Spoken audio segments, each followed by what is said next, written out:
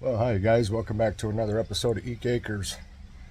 Bridget's got all her pretty hanging baskets out here, and I think it looks a lot better with the porch finished off up there at the top. Now everything's white and matches, it's all vinyl, and I just think it makes the underside of the porch look better, so those birds actually did me a favor. I want to talk about a few things in this video. Let me turn you around and show you some other things that I've done. Everything is greening up really nice. The leaves are all coming out, and I'm very glad of that. I went and I bought some solar lights, and I picked up these ones here that look like little lanterns. And out of all the ones they sell in that department at the store, these were the brightest ones. They were 10 lumens. Everything else was lower than that, like 8, 5, and 3 lumens. And I wanted brighter ones, so these are 10 lumens. I've got 3 of them here. And it's too shady over there in the corner, so I skipped that and then put 3 over here by this little pallet of logs that we have for our backyard fire. And these lights look really nice at nighttime. And we're going to be finishing this trail that comes down here to the bridge. And it's going to continue around the property. I'll show you here. Creek is flowing good.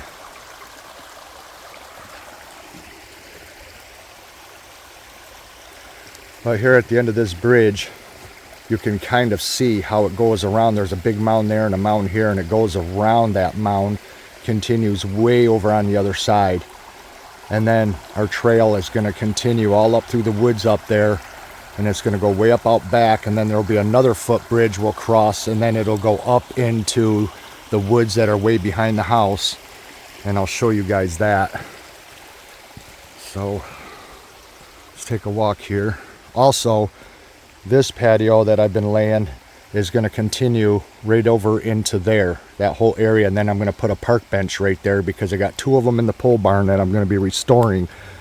They're vintage metal park benches with the green back and seat that's made out of wood, and the wood is shot, so I'm going to redo it. And boy, everything's looking so much better, tidier and neater. And then Bridget and I yesterday, we started working on this trail, and down here I've been lining it with rocks for the entrance, and we did some raking and some pruning and cutting, and we still got more to do because now today it's been raining, and it rained all last night. We were going to have a fire last night, but so much for that. And this trail just goes up this bank adjacent to this big gully down here where the stream is, and it just goes straight up. And then after it gets up here so far, it veers to the right. But eventually we're going to keep the trail going straight so it ties into the one that'll be coming through the property over there on the other side, cross the bridge, and we'll come up, and then it will continue all the way over to the standing trees of the Norway spruce down at the end of the 2-track. But for now, we got this one that goes this way, and we're going to be lining this whole thing with logs to keep it defined. And this is very good soil, you guys. It's very organic. It's got a lot of peat moss in it, and we're going to find an area here in the woods where we can dig and take soil for our tomato plants and for the gardens. And so yeah, this trail continues down from back there, and it continues down to the lean-to. And when I get a chainsaw, I'll cut this one up, but for now I got to step over it. It's too big to move. And this comes down to the lean-to, and then I got the steps cut into the bank that I still have to finish that goes down from the lean-to right down into the backyard.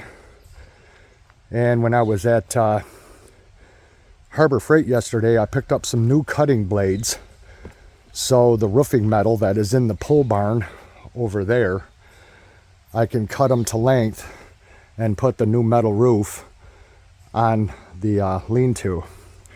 But this is the second burn pit that we have up here in the woods. And then behind The lean-to is my area that's pretty nice and flat, where I'm going to be having bushcraft and survival videos being done. And this is an area where you could set up tents if you wanted to. You could camp up in here. And now it's starting to pour rain. So I got plastic on the roof for now, and I got to get that metal siding put up. But I'm going to get up here in the lean-to, you guys, to finish this video because it is raining. What I wanted to talk about in this video is, in my YouTube recommendations, I got a video that was recommended to me by a woman up in Canada, some channel I've never seen before. But because of what she had her video titled, I thought, well, what is this? And I clicked on it, and it was called The Death of Third Place.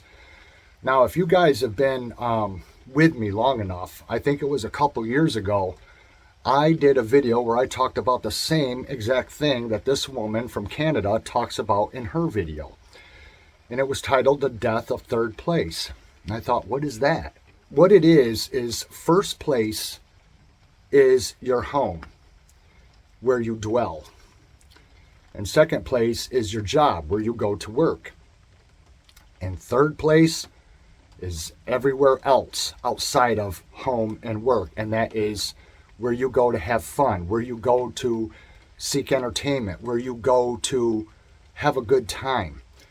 So the death of third place is all those places and things that are going away in the world today. If you remember and you're old enough, a lot of places that you frequented when you were younger are long gone.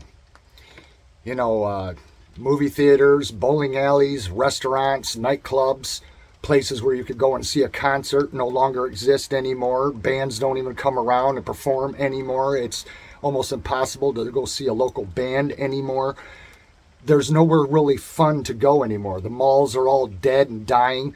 A lot of them are closing up and up for lease, and there's just really not much to do anymore as far as entertainment and nightlife and stuff like that. And I'm sure all of you have experienced that where you live in your state, in your area. So this woman was talking about this, the death of third place. And I believe wholeheartedly that that's all done by design. That's done on purpose. But I also wanted you to think about something else that I believe in wholeheartedly, because I do not believe it's coincidence. I do not believe it's an accident. I'm sitting in this lean-to right now because it's raining out. We only get, if we're lucky, 1 day out of 5. 1 day out of 5. That is a nice day to do outdoor work or outdoor activities. The other 4, rain, full cloudiness, 100% cloudiness, gloomy, and cold because the sun doesn't come out. And I told Bridget, I says, when can you remember the last time that there was a weekend where both Saturday and Sunday were nice days? Both of them. You can't get 2 days in a row nice anymore. You get one nice day to get out and get some work done, and then you got to wait 4 days before you get another nice day again. We have more crappy days and weather than nice weather, and it's getting to be a normal occurrence anymore. It's getting to be normal. And it never was like that growing up as a kid. I remember during the summers, you know, recess, being out of school, you would have beautiful weather and nice days, and every day you wake up, you'd be like, man, what am I going to do today? Am I going to ride my bike? Am I going to go play kickball? You know, the kids would be out playing in the streets and everything, how we did back in the 70s. You don't have weather like that anymore. Now, if you're a kid, you're staying inside playing video games because the weather is just terrible. And so, is that an accident? Just like the death of third place? No, it's not.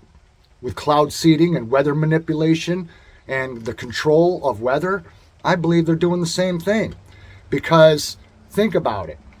If they want to keep you overworked, overtaxed, and tired and depressed, and they want you home, they took away those third places So you wouldn't have anywhere to go out to have a good time. You wouldn't be able to go out and socialize with your friends and family. You wouldn't be able to go and do the things that you enjoy. They want you home because they want you on the computer. They want you on the internet. They want you to shop, and they want you to go in debt and buy things electronically. That's what they want. So if they figure, well, okay, well then what about all the people that are in the outdoors? And what about the people that are spending their weekends gardening and all this stuff? Well, if they make the weather crappy, now you can't save anything on your grocery bill. You know, you won't have a growing season. Your plants won't survive and stuff like that. So it covers it all, from fishing to hunting to camping to going to the park, going to the beach, doing gardening, riding your motorcycle on the weekends and stuff like that. If you're a cyclist, tell me how often do you get a day nice enough to ride your machine?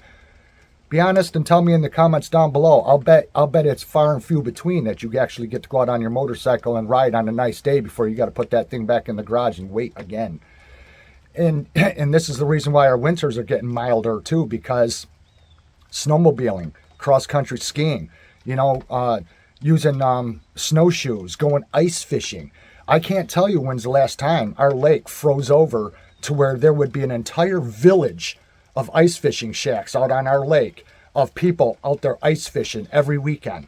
It was like a small city. Everyone would go out with their snowmobiles and their ATVs and their side-by-sides, and they'd go out there, and they would all be friends. They would socialize, they'd drink beer, they'd be ice fishing all day long. That hasn't happened, you guys, in years.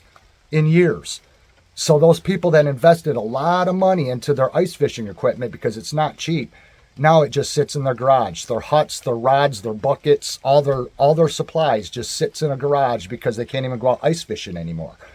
They're doing this because they want you to stay home. They don't want us to have a life anymore. And if that may sound depressing, I'm sorry, because it's the truth. I believe wholeheartedly in my heart, 100%, that this weather is being manipulated, because it never used to be like this. And it's not the global you-know-what. That's all BS. That's BS to sell you electric products. That's what that's all about. This is happening because they want us in a box. Remember when I talked about the box? Just like on the Brady Bunch, there's a story of a man named Brady, and it was all these characters in a box, and they're looking up at each other and looking down at each other. That was the first YouTube.